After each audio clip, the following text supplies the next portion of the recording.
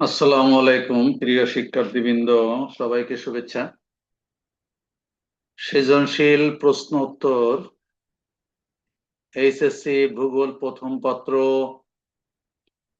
Board প্রশ্ন 2026, প্রশ্ন নম্বর 8।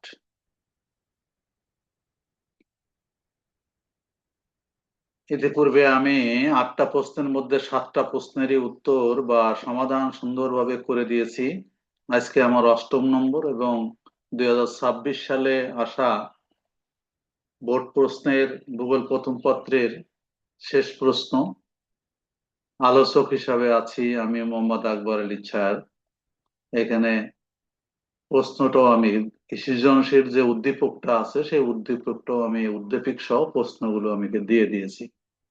তো যাই হোক, আমরা আলোচনায় আসি। এখানে একটা চিত্র দেওয়া আছে এবং চিত্রটা সম্পর্কে আগে বুঝতে হবে। এটা পৃথিবী, এটা চাঁদ এবং সূর্য। পৃথিবী, চাঁদ, সূর্য একই সরলরেখায় অবস্থান করছে। এতে আমরা বুঝতে পারি এটা হচ্ছে অমাবস্যা। এই সময় এই যে জোয়ার ক লেখা আছে,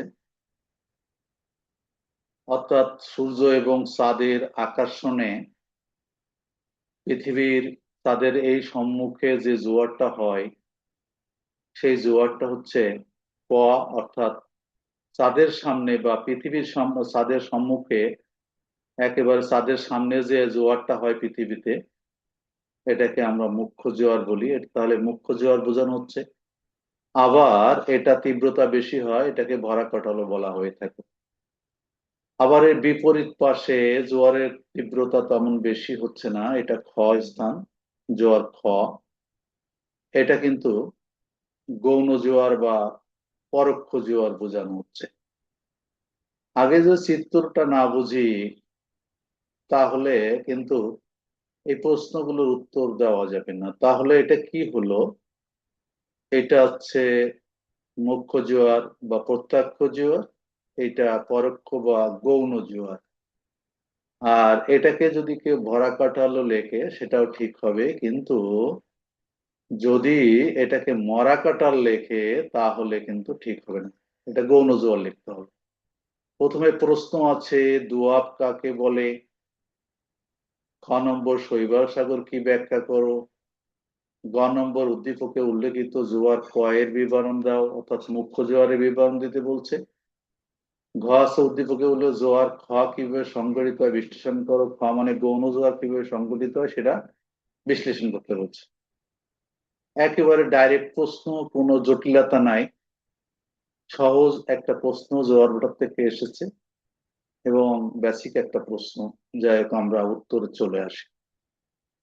প্রথমে আছে যে দোআব কাকে বলে।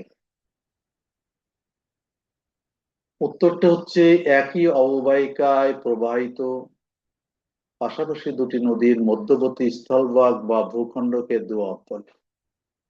এই যে একই, বলে একই অববাহিকায়, এটা একটা অববাহিকা। অববাহিকা হচ্ছে দুইটা নদী চলেছে এবং মধ্যবর্তী যে ভূখণ্ডটা হয়েছে এই ভূখণ্ডটাই হচ্ছে কি, দোয়াব।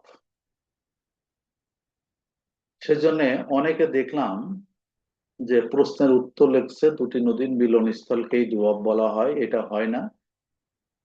আসলে একই অববাহিকা প্রবাহিত পাশাপাশি দুটি নদীর মধ্যবর্তী স্থলভাগ বা ভূখণ্ডকে দোয়াব বলা হয়। এখন আসি, শৈবাল সাগর কি ব্যাখ্যা করো। এটা অনেকে এমন ভুল উত্তর লিখেছে যেখানে 1 নম্বর দেওয়া সম্ভব নয়। তাহলে আমরা এর উত্তর খোঁজার চেষ্টা করি। আটলান্টিক মহাসাগরের উত্তর অংশে উত্তর নিরক্ষীয় স্রোত, উপসাগরীয় স্রোত এবং ক্যানারি স্রোত চক্রাকার গতিশীলতার কারণে একটি শান্ত ও স্রোতহীন জলভাগের সৃষ্টি হয়েছে। কেমন? এই যে উত্তর নিরক্ষীয় স্রোত, এটা হচ্ছে উপসাগরীয় স্রোত, আর এটা ক্যানারি স্রোত। এই যে নিরক্ষীয় স্রোত, উত্তর নিরক্ষীয় স্রোত, তারপরে এই যে উপসাগরীয় স্রোত এবং এই যে ক্যানারি স্রোত, এই যে চক্রাকার স্রোতহীন অবস্থা, চক্রাকার কারণে একটি শান্ত স্রোতহীন জলভাগের সৃষ্টি হয়েছে এই জায়গাটা। একেই কিন্তু আমরা কি বলছি, এই স্রোতহীন শান্ত সমুদ্রের উপরিভাগে প্রচুর পরিমাণে শৈবাল, আগাছা, জলজ উদ্ভিদ ভেসে থাকে ও জটলা পাকিয়ে থাকে। এই বিশেষ বৈশিষ্ট্যের কারণে এই বিশাল স্রোতহীন আগাছাপূর্ণ এলাকাটিকে শৈবাল সাগর, সার্গাসো সি বলা হয়। এখানে কোনো লক্ষণীয় সমুদ্র স্রোত থাকে না। এখন বুঝতে হবে যে আমরা যেটা লিখলাম, এই যদি লেখা হয় তাহলে একে এক পেয়ে যাবে, এটা তো অবশ্যই দুই পেয়ে যাবে। আর যদি একটু চিত্র দেওয়া যায় তাহলে তো প্রশ্নই ওঠে না কোনো কম নাম্বার দেওয়ার। তো যাই হোক, আমরা ক নম্বর প্রশ্নে চলে আসি। উদ্দীপকে যে গ নম্বর প্রশ্নটা আছে, উল্লেখিত ক জোয়ারের বর্ণনা দাও। এখানে এখানে লেখা আছে ক। কতে হচ্ছে, আমি আগেই বলেছি যে উদ্দীপক যেটা দেওয়া আছে কতে, এই আনসারটা এটাকে মুখ্য জোয়ার বোঝানো হয়েছে। আমি চিত্রের সাহায্যে, যেখানে এখানে ক ছিল আমি এখানে মুখ্য জোয়ার সেটা দেখিয়ে দিয়েছি। এটা অমাবস্যার ভরা কটাল এবং এই জায়গাটা হচ্ছে কি মুখ্য জোয়ার। তাহলে আমরা কি বলতে পারি উত্তরে, উদ্দীপকে উল্লেখিত ক জোয়ার হলো মুখ্য জোয়ার বা প্রাইমারি টাইড। এইটুক লিখলে এক। মুখ্য জোয়ার চাঁদের সরাসরি বা প্রত্যক্ষ মহাকর্ষ বলের আকর্ষণে পৃথিবীর সম্মুখভাগে সৃষ্ট জোয়ার। এইটুক লিখলে দুই। এবার সৃষ্টি প্রক্রিয়া এটা লিখলে আর দুই, চার হয়ে যাবে। নিচে এর বিবরণ চিত্র দেওয়া হলো, চিত্রটা আমি এখানে দিয়েই দিয়েছি। সৃষ্টির কারণ ও প্রক্রিয়া। প্রথম কি শর্ত, যে সরল রেখায় অবস্থান।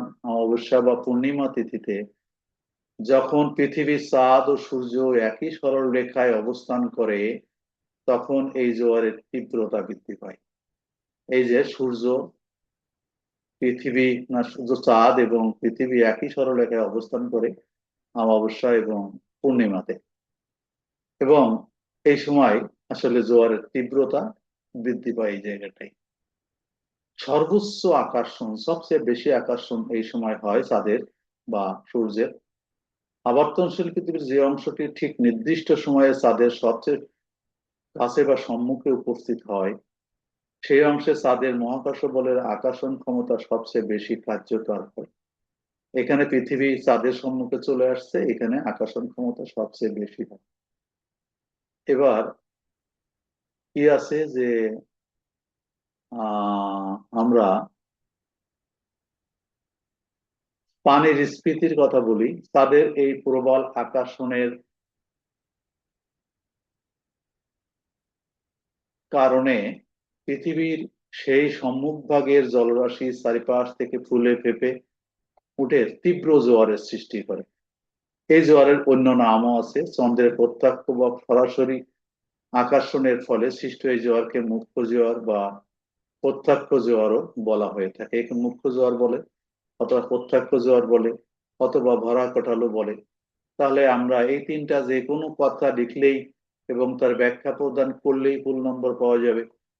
এর মূল বৈশিষ্ট্য হচ্ছে এই জোয়ারের বেগ অত্যন্ত প্রবল হয়। এর ফলে উপকূলীয় অঞ্চলে পানির উচ্চতা স্বাভাবিকের চেয়ে অনেক বেশি বৃদ্ধি পায়। তাহলে আমরা গ নম্বর প্রশ্নের উত্তরটা যদি এইভাবে দিতে পারো তাহলে পূর্ণ নম্বর পাওয়া সম্ভব। আর কি লিখেছো সেটা তোমরাই জানো। এবার আসি আমরা ঘ নম্বর প্রশ্নে। ঘ নম্বর যে প্রশ্নটা আছে উদ্দীপকে, ঘ নম্বর যে প্রশ্নটা আছে সেটা হচ্ছে, উদ্দীপকে উল্লেখিত খ বলতে চাঁদের বিপরীত পাশে সৃষ্ট গৌণ জোয়ার বা প্রত্যক্ষ পরোক্ষ সেকেন্ডারি টাইডকে নির্দেশ করা হয়েছে। এটা বলে দিলাম, নির্দেশ করা হয়েছে। যেমন এই পাশটা, এটাকে কি বলা হয়েছে, বিপরীত পাশটাকে গৌণ জোয়ার নির্দেশ করা হয়েছে। এটুক লিখলে এক নম্বর পাওয়া গেল, জ্ঞান হয়ে গেল। নিচে এই গৌণ জোয়ার সংগঠিত হওয়ার প্রক্রিয়াটি সহজ ভাষায় বিশ্লেষণ করা হলো। 1 নম্বর কি, চন্দ্র ও সূর্যের বিপরীত অবস্থান মহাকর্ষ বল হ্রাস। চাঁদ পৃথিবীর যে পাশে অবস্থান করে আকর্ষণ করে তার ঠিক বিপরীত পাশে প্রতিবাদ স্থান, তাদের দূরত্ব সবচেয়ে বেশি থাকে। নিউটনের মহাকর্ষ সূত্র অনুযায়ী দূরত্ব বৃদ্ধির ফলে বিপরীত পৃষ্ঠে চাঁদের আকর্ষণ বল একেবারেই কমে যায়, ফলে সেখানকার জলরাশি বা চাঁদের প্রত্যক্ষ টান থাকে না। যেটা এখানে ঘটছে, এখানে এই চাঁদের থেকে দূরত্ব এখানে অনেক বেশি, এখানে টানটা কমে গেছে এবং জোয়ারের তীব্রতাও কমে গেছে, এই জন্য এটাকে গৌণ জোয়ার বলা হচ্ছে। এবার আসলে কেন্দ্রাতিক শক্তির প্রভাব, সেটাই যদি আমরা আসি, সেখানে আমরা কি দেখব, যে পৃথিবী তার নিজ অক্ষের উপর অবিরত 24 ঘন্টায় একবার আবর্তন করছে। এই দ্রুত ঘূর্ণনের কারণে পৃথিবীর কেন্দ্র থেকে বাইরের দিকে ছিটকে যাওয়ার একটা বল বা শক্তির সৃষ্টি হয়, যাকে কেন্দ্রাতিক শক্তি বলে। চাঁদের বিপরীত পাশে যেখানে গৌণ জোয়ার হয়, চাঁদের মহাকাশীয় আকর্ষণ বলের চেয়ে তার ঘূর্ণনজনিত কেন্দ্রিক মান অনেক বেশি শক্তিশালী হয়ে ওঠে। এর ফলে এখানে চাঁদের আকর্ষণ কম থাকে এবং কেন্দ্রাতিক শক্তির আকর্ষণটা বেশি থাকে, এই জন্য এখানে গৌণ জোয়ার সংঘটিত হচ্ছে।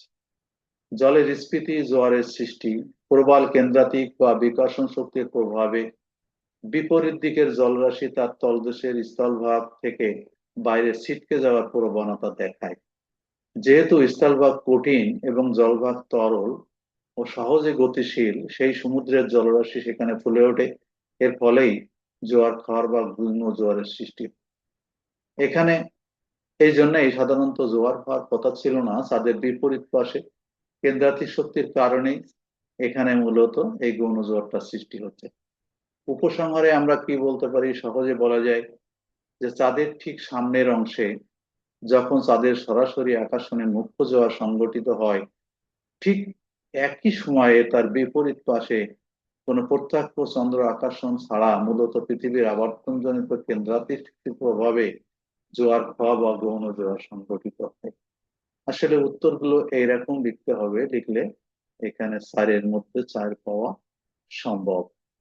যাই হোক, সবাইকে অসংখ্য ধন্যবাদ জানিয়ে আজকের মতো এখানে শেষ করি। আল্লাহ হাফেজ।